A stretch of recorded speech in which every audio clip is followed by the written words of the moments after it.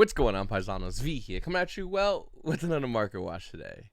You know, it's been a while since I did a market watch, and the reason why is very simple. The meta is, for the most part, at its current pace. What I mean by that is, you got the current meta decks, you got the Albas coming out in April, and that's for the most part everything we know. We don't know things that we just don't know coming out yet, and it's kind of weird because we got Nationals coming out this year, so any bit of information does help a lot for the players as far as what cards to buy before they spike up in value right before Nationals, in which a lot of Yu-Gi-Oh players ideally get ready for.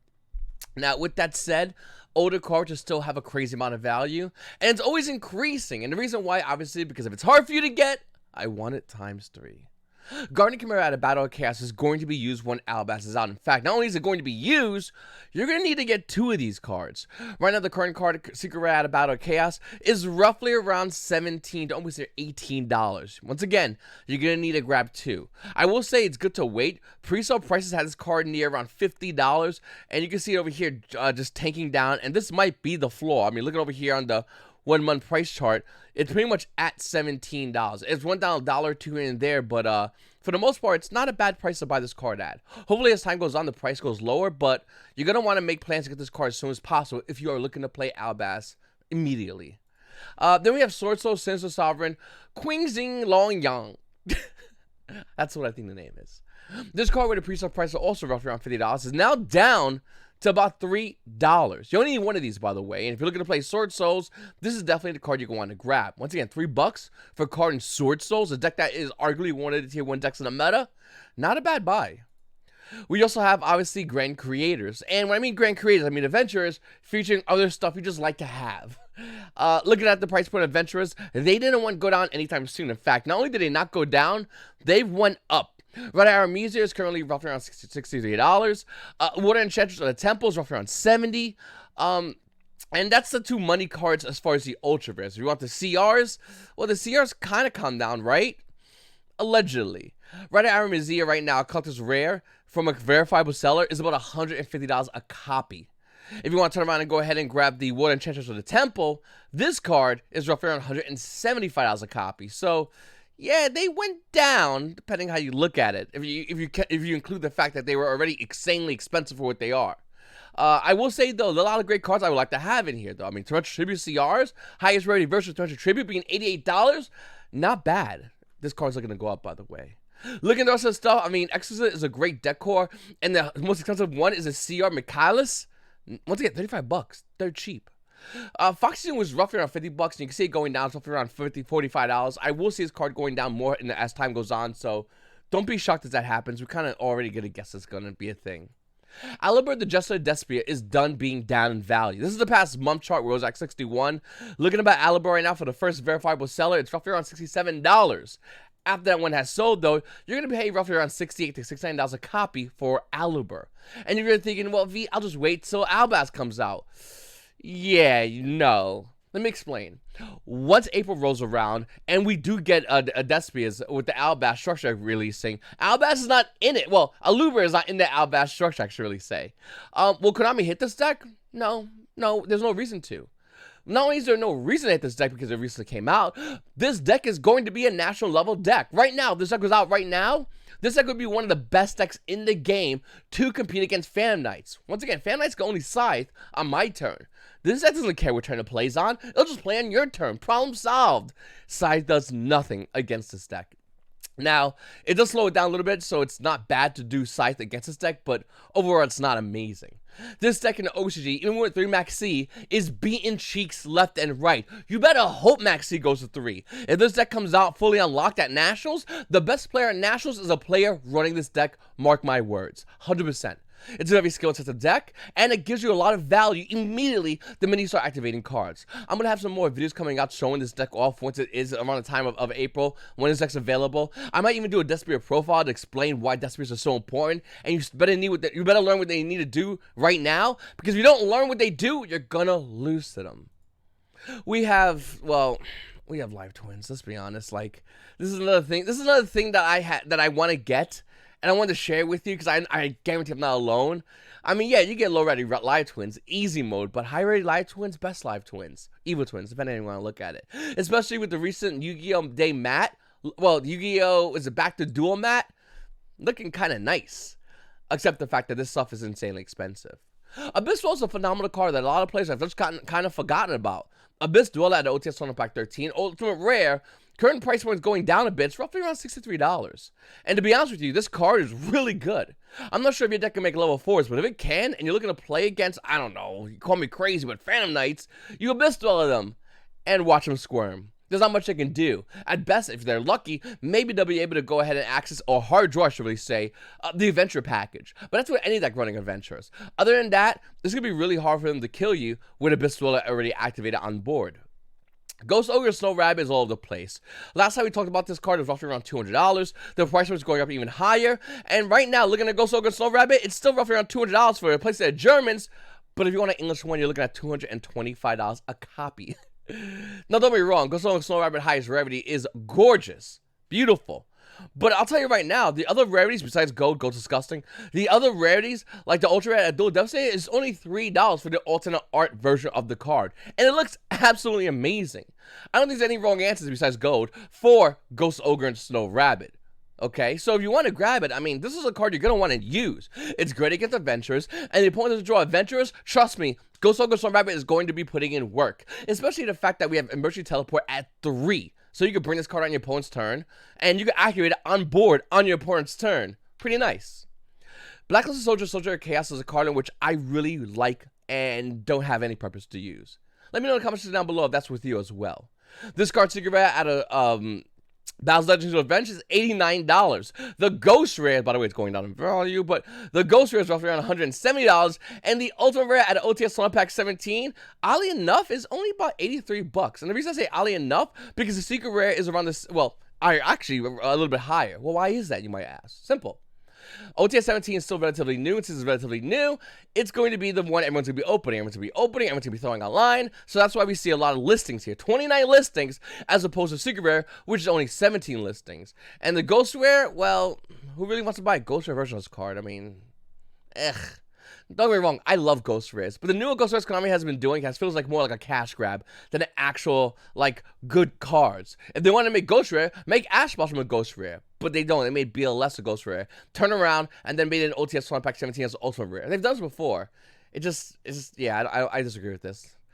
Mega Knight Crusader Avmax is not seeing any play. This card right now at a current price point of roughly around $10 is insane. I'm focusing everything in the lens of a player who wants to be Phantom Knights. Obviously, if you're playing Phantom Knights, you're going to want to ignore what I'm saying. But then again, if you ignore what I'm saying and you see us on board, you're going to wish you heard. Mega Knight Crusader Avmax is a really good card that nobody's really using right now. Any player that can access this card can easily put a lot of work in against a PK board. Think about it. Bring this card out against PK board. What are their answers? Not many. Borderless Savage Dragon is sneaking up on everybody in price point. This card at one point was $28. Held the line for a while, $28, and now it's going up, and its current price point is anywhere from $34 to $35 for Borderless Savage Dragon. What deck is this used in? Well, it's used in Rocks. Rocks do play it. It's used in Dragons. That's a deck, and that's it. Listen, Borderless Savage Dragon doesn't need any reason or justification on its price point. It doesn't. It's just hard to get. That's why there's only 28 listings of the Prismatic Secret and only 11 listings of the Savage Strike version. Prank Kid's place is, well, Prank Kids, I should say in general, it's about tier 1. Can we agree that's tier 1?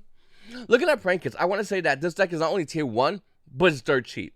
With the recent reprints of Prank Kids, you get Prank Kids Place maximum gold for around $1. Now, don't get me wrong, if you have a gold Prank Kids Place and not a Secret Rare, people are going to say things that locals to you.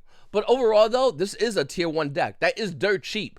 The argument of Yu-Gi-Oh! Is the money game, well, besides Prank Kids, to buy the entire Prank Kids, the only card you really need to buy that costs any kind of money is going to be Thunder Dragon Fusion. The Super Rare being roughly around $3, the Ultra Rare being roughly around $7. That's a money card in the eyes of someone who's looking to buy Prank Kids.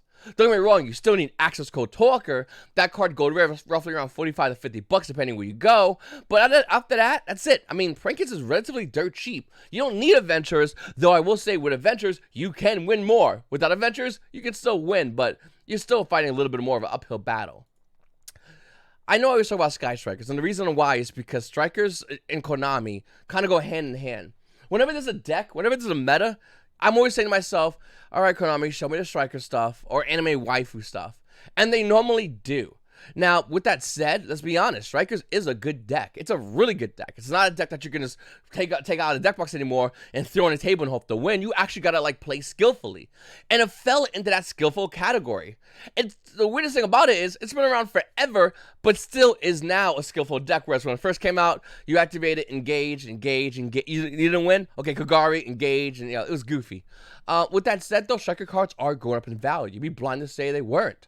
Look at that Sky Striker Mecha Widow Anchor. This card right now, even the Ultra Rare, is roughly around $15. If you want to buy the original print version, there's only 8 listings and it's starting at $30. If you still want Secret Rare, don't worry about it. Not original print, but you got $22 on it each copy. This is a 3-of in a Striker deck.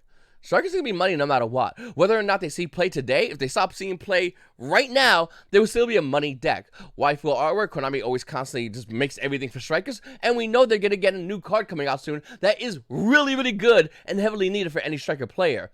Don't get me wrong, I like playing 2 rows, but with the new card, you play 1 rose and 3 of that new card, and it's a spell, so it sets your graveyard up pretty good. DDDs are, well, let's say this. DD's players have always been talking about whenever they get that support. They got it. They have the support now. And they're not a bad deck. And the reason why I'm going to say it is because not a lot of players know what DDDs do. Think about it. When was the last time you actually read DDD Savant Copernicus? DD Savant Copernicus. When was the last time you read this card? When was the last time you read any DD cards? They were the best deck in the game for 1 week. Seriously. No deck in the game of Yu-Gi-Oh! That I know of, besides the E-Ban list with Infernities, which I would argue was still really good, DDDs were the best deck in Yu-Gi-Oh! For literally 7 days. After those 7 days, we got Zodiac, and DDD fell into obscurity. With that said, DDDs are not bad still, because a lot of players don't have the knowledge to play against them, with the stop, with the play.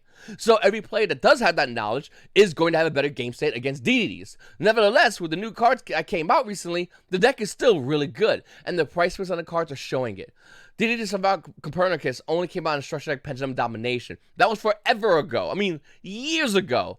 And the price point of this card is roughly around $10 a copy. You need 3, by the way. These are going to be expensive, and they're only expensive because nobody cared about them. This is why I always emphasize when I ever do these videos on deck cores. I say, please, go out and buy the deck cores. What card? The deck cores. So I buy gold? No, just deck cores minus gold. And the reason why I always emphasize that, because you're going to have things like Copernicus, which used to be like less than $1. You can find it at $1 buy, maybe even a quarter box, and now it's a $10 card that fast. Will it remain the $10 card for long? Probably not. In my opinion, I think DDs will fall out of favor. Not to insult DDD players, but your deck is really good because nobody knows about it. The minute somebody knows about it, you have a huge problem because now they know what to stop or when to activate certain card effects. Players that don't activate certain card effects at the wrong time, literally are the buy. 100% enjoy your free win. So can we talk about the fact that like Cosmos are like really good? And I don't think nobody realized it yet. It just hit me like today. Let me explain. Cosmos have 3 E-Telly. Remember that? Remember the reason why E-Telly went away? One of the reasons was because Cosmo Farm Girl was broken. Go to battle phase, do your whatever. Okay, cool. E-Telly, Farm Girl Swing, Farm Girl Effect, add Destroyer, bring a Destroyer. Boom, 4,500 damage with 2 cards. Fun, right? Cosmo Destroyer can't be targeted. Fun, right? And when you destroy it, you get to float into another Cosmo monster. Fun, right? I know I'm having a good time. How's your day going? This is what Cosmos are, and I feel like a lot of players forgot about them. In fact, the price points are reflecting that. They're super low. Besides the ugly gold rare ones, the other version of Cosmos are still relatively low. I don't understand this. Listen, you get Psylocked and you do it to a Cosmo player, you just wasted a monster. Not only did you waste a Scythe, but you also gave it your DP. Not only gave it DP and a Scythe, well, here's a Cosmo monster now that you have to answer to. And you have to answer this monster immediately. You tell you that 3, cool, I'm gonna cheat out a Farm Girl. You have to answer that immediately as well. Because she procs effect, I get Destroyer. I get Destroyer, have fun. This is why PK decks have a huge problem against like big body dot monsters. They have a massive issue against these monsters. Like, huge. We're seeing a lot of players that are playing, that do play PK, including myself, by the way. One of the only 2 outs in the deck is Zeus and Axis Code Talker. And the reason why is because when you play against something like Dragoon, and they have the answers for those 2, you lose the game. So it's really important to, whenever you're building a deck, to keep an eye out for those kind of cards. This is what every Phantom Body player kind of thinks about in the back of their mind when they're playing against those cards. They have to have the answer immediately, or the game is just about over that on the spot. So I will say with Cosmos, it's not as crucial, but it's still a pretty big deal when you realize the fact that Destroyer says can't be targeted by opponent's card effects, and you're playing Phantom Knights, and you're activating your trap cards, which do absolutely squat against Destroyer. Like 0. You have to activate it on the little ones, and if you don't, Destroyer comes out and have fun with dealing with this card. Once again, your answers is very simple. Access Code Talker, Zeus. If they have the answer to that, well, we'll go to game 2. Cosmos are super undervalued right now, and I really do think a lot of players are going to start realizing it the minute a couple of players start playing this deck. And it's not a money deck. I mean, don't get me wrong. Once again, Destroyer Secret Rare is like 30s for first editions. The gold versions, which is disgusting, is 82 cents. And we're going to laugh at 82-cent gold rare versions until you realize that kid with a gold rare Cosmos deck just smacked everybody at locals. Try hard or not, you're losing to this kid. Because the minute he summons a Farm Girl activates effect, or summons a Destroy Man activates effect, and you negate it, he can E-Tele a Farm Girl. That's scary. That's insanely scary when you realize the fact that this deck has been around for a long time, and it might actually got a lot better because of E-Tele at 3. Let me know what you think about that in the comment section down below. It's your boy V, and you boys have a great day.